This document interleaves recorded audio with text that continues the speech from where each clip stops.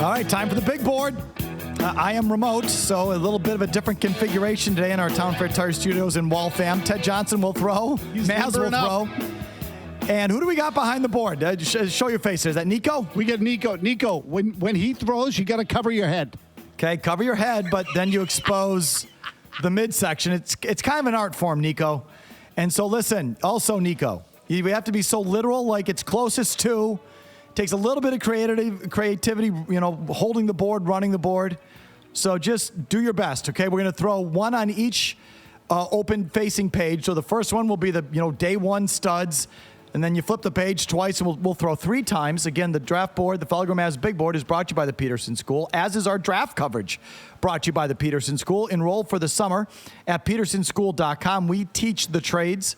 I've got photocopied sheets of the magazine here so I can read the scouting reports and everything. And so hopefully this runs seamlessly. Alex Barth will have the full video breakdowns of the selections later on 98.5thesportshub.com as well in the app. We'll blast them out on the socials. Who's throwing first? Is that you, TJ? Yeah, Ted's going to throw twice, and I'm going to help Nico read the board because we can't put that kind of power in the hands of an intern. I was going to say, there's a great responsibility there. TJ, throw it well. Nico, good luck. Let it rip, Ted. Yep, let it rip. Here we go. Oh, man. All right, here we go. This is scary. Oh, shit. That was terrible. Okay. Holy crap, that was horrendous. Go grab the ball. That not a great throwing motion from Ted Johnson. I got to tell you. Another one, or you want me to just take nearest 2? What? Nearest 2? Okay, hold on. No. Rules are the rules. Nearest 2.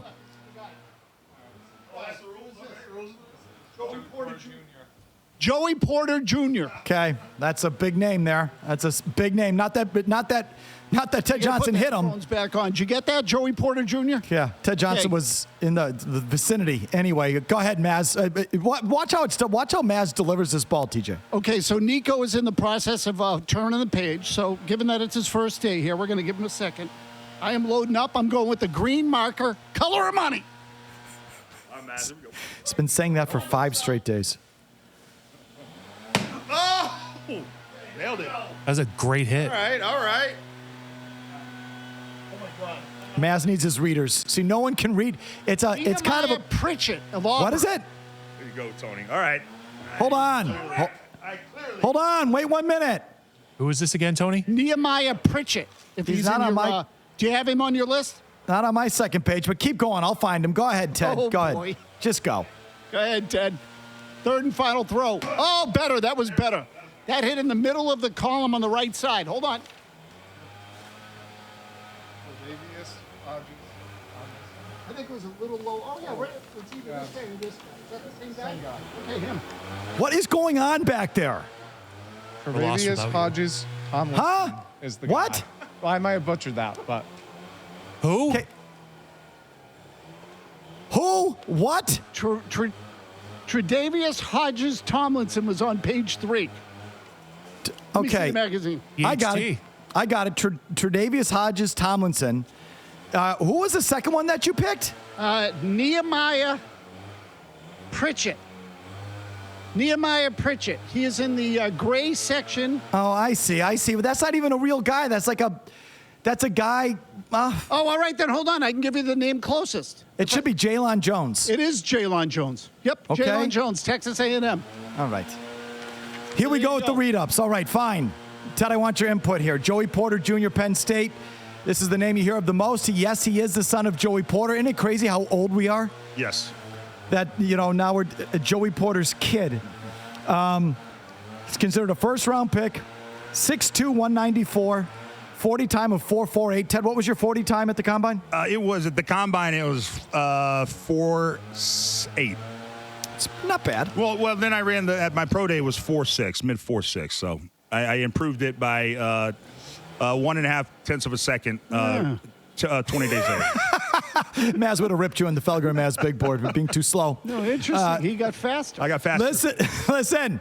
Strengths for Joey Porter Jr. Immediately notice the freakish length and frame is already promising for an NFL cornerback, but reported 35-inch arms make him a nightmare for wide receivers. This is another thing that we've had to sort of hash out with Mazz, Ted. Is a 35-inch arm a long arm? Yeah, no, I think it is. But when I was playing, it was wingspan. So they never did quote unquote arm length. They did wingspan. Oh, there you go. So the arm length thing came in, I think, after me. Okay, okay. I heard you had an extraordinarily big arm length. Oh, he does. Look at him. We'll have a big wingspan. Yes, yeah. Well, and I will say this: the two greatest weapons you can have in football are long arms and big hands. If you have long arms and big hands, you can have a job in the NFL. Okay, well, that's what this kid's got. Weaknesses: incredible frame, but lacks fluidity of other top corners in the NFL. Nuanced receivers may take advantage if given open field to operate, and Porter will need to be properly schemed to avoid that. At the snap, he has a tendency to sit back on his ankles, leaving him flat-footed. Either way, his pro comp is Xavier Rhodes. Ooh, good one. Few corners match Porter's length and athleticism. Rhodes was a dominant corner who contended as one of the best in the NFL during his prime. Porter still has some wrinkles to iron out, but he could become one of the top corners in the NFL. So that's a legit name right there. Is he going to be available at 14, Mazz, from what we understand? Well, he could be the first corner taken. So that's really iffy there. Okay, Jalen Jones, Texas A&M, 6'2", 205. Another 446 guy. He's our second. He's projected in the second round. Strengths, long arms, again, slender frame, a headache for receivers as he's difficult to work around at the catch point. The frame helps him with long steps and recovery, making him quite difficult to shake when operating in man coverage. Nimble on his feet, despite a long, large body, and is quite athletic and covers ground pretty well in order to disrupt a catch point or pick up someone when working in zone. Weaknesses, needs to be more refined in man coverage as he lacks stickiness and gives up room underneath in coverage, allowing for the catch. Balance needs to improve as he can stumble out of breaks and give up space to his assignment. Sounds like a bigger Jack Jones. Stumbling around, not what we're looking for. Needs there. a little work.